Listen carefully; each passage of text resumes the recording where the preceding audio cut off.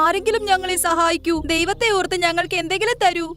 അതെ അതെ, കുട്ടികളെ, നിങ്ങൾ ആരാണ്? എവിടെ നിന്നാ വരുന്നത്?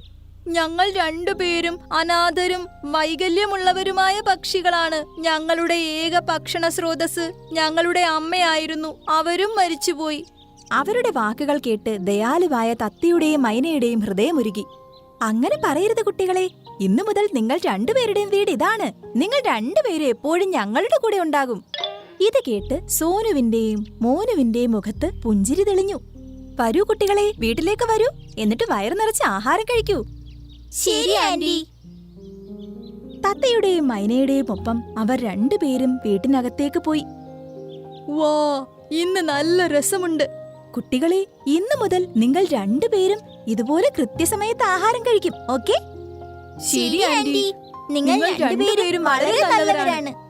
തത്തയും മൈനയും ഭക്ഷണം തേടി പുറത്തു പോകുമ്പോൾ